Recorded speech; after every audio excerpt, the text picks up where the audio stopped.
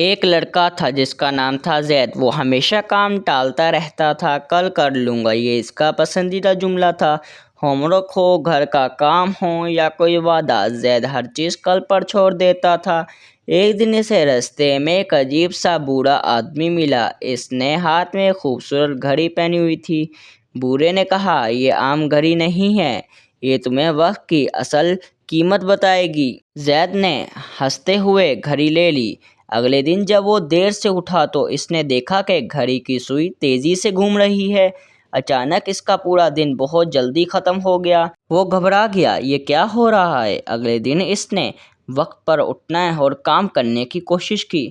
اس بار گھڑی آہستہ چلنے لگی اور اسے لگا جیسے اس کے پاس بہت وقت ہے۔ اب زید سمجھ چکا تھا، چند دنوں میں وہ وقت کا پابند بن گیا۔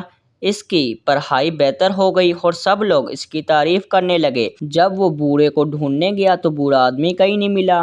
زید مسکرا کر بولا، اصل جادو گھڑی میں نہیں تھا، وقت کی قدر کرنے میں تھا۔